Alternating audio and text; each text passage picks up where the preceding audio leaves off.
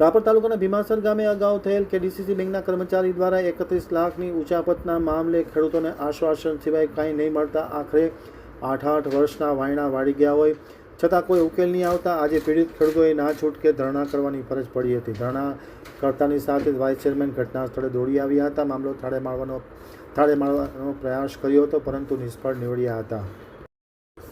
હવે જોઈએ રાપર આમતક ન્યૂઝ બ્યુરોમાંથી કુંભભાઈ ચાવડાનો એક વિસ્તૃત અહેવાલ. રાપર તાલુકાના ભીમાસર ગામે અગાઉ થયેલ કેડીસીસી બેંકમાં કર્મચારી દ્વારા માતબર રકમ અંદાજિત 31,90,000ની ઉચાપતના મામલે ભારે ચકચાર વ્યાપી છે. આ બનાવ સને 1919માં બન્યો હતો. આ બાબતે પીડિત ખેડૂતો દ્વારા બેંકના અધિકારીઓ તથા વાઇસ ચેરમેન અને ચેરમેનને લેખિત રજૂઆત કરવામાં આવી હતી. આમ છતાં 8 વર્ષ થવા હોય છતાં પોતાના હકના પૈસાના પસીના આપવામાં આવતા નથી. પરિણામે અવારનવાર રજૂઆત કરીને થાકેલા પીડિત ખેડૂતોએ આજે ના છૂટકે રાપર કેડીસીસી બેંકની શાખા સામે હડતાલ શરૂ કરી દેતા ભારે અફરાતફરી મચી જવા પામી હતી. આ બાબતે વાઇસ ચેરમેન અંબાવી ભાવીના જાણ થતાં તેઓ સ્થળ ઉપર દોડી આવ્યા હતા અને ખેડૂતોને આશ્વાસન આપવાની કોશિશ કરવામાં આવી હતી. ચેરમેન દેવરાજભાઈ ગઢવી સાથે ટેલિફોનિક વાત કરી અને જાણ કરવામાં આવી હતી પરંતુ વાતનું નિરાકરણ આવ્યું નહોતું. આ બાબતોએ ખેડૂતે અગાઉથી નક્કી કરી દીધું કે જ્યાં સુધી લેખિતમાં ઠરાવ આપવામાં નહીં આવે ત્યાં સુધી લડત ચાલુ રાખવાની પણ જાહેરાત કરવામાં આવી હતી. ઉચાપત કરેલા કર્મચારીઓને સજા થવી જોઈએ. આ કેસ કોર્ટ મેટર હોય અને ખુદ બેંકે પણ સ્વીકાર્યું છે કે ખરેખર ખેડૂતોના પૈસાની ઉચાપત થઈ છે. આમ છતાં ખેડૂતોના પૈસાની ઉચાપત થઈ હોય, કર્મચારીએ ઉચાપત કરી હોય છતાં ખેડૂતો પીડિત બની રહ્યા છે. માતબર 31 લાખની રકમ બાબતે આ મુદ્દો આજે હાલ સળગી રહ્યો છે. ત્યારે ના છૂટકે પીડિત ખેડૂતોએ આજે ધરણા કરવાની ફરજ હતી, જેમાં નવીનભાઈ મકવાણા, કુંભાભાઈ ચાવડા, ભારતીય કિસાન સંઘના પ્રમુખ કોકરભાઈ ઉકાણી, સામતભાઈ ઉકાણી, શવાભાઈ ભીમાણી, પેથાભાઈ ગોયલ સહિતના તમામ પીડિત ખેડૂતો હાજર રહ્યા હતા અને ધરણા સાથે આક્રોશનો લાગણી વ્યક્ત કરવામાં આવી હતી.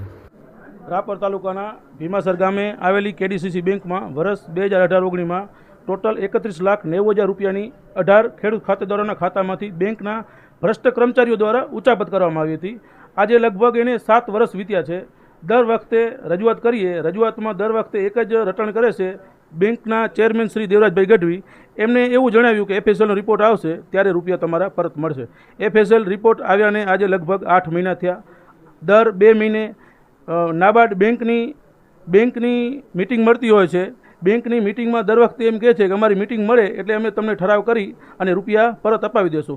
છેલ્લે 27/6/2026ના બેંકની વાર્ષિક સામાન્ય સાધારણ સભા હતી. ત્યાં અમે ઉગ્ર રજૂઆત કરી હતી. ત્યાં કણે એમને એવો ઠરાવ કરી આપ્યો હતો. ઠરાવ એટલે અમારો લખેલો ઠરાવ એમ.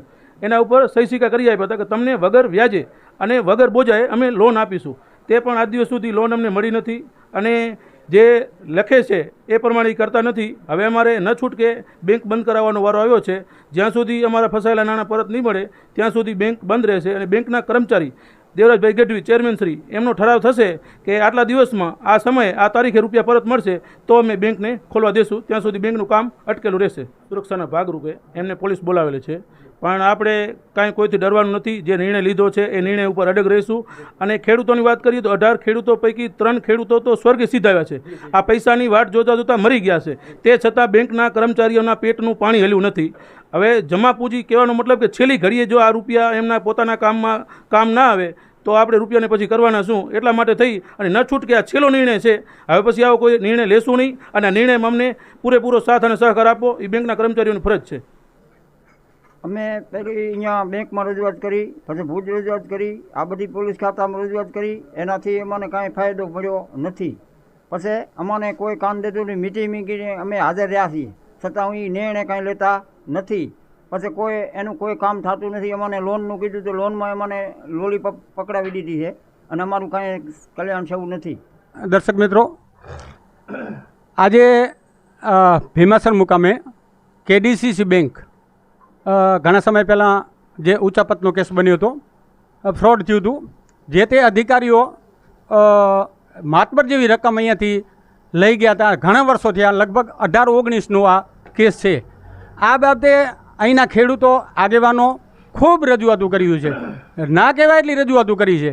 તો આ બાબતે અધિકારીઓ કે આ બેંકના ચેરમેન હોય અથવા અન્ય અધિકારીઓ કોઈ દાદ આપતા નથી. અને ખેડૂતોને રાતે પાણી રોવાનો. ગરીબ ખેડૂતો પોતાના હકના પૈસા, પસીનાના પૈસા ઊંચા પદ જો અધિકારી કરતો હોય તો આ બાબતે યોગ્ય કહેવાય.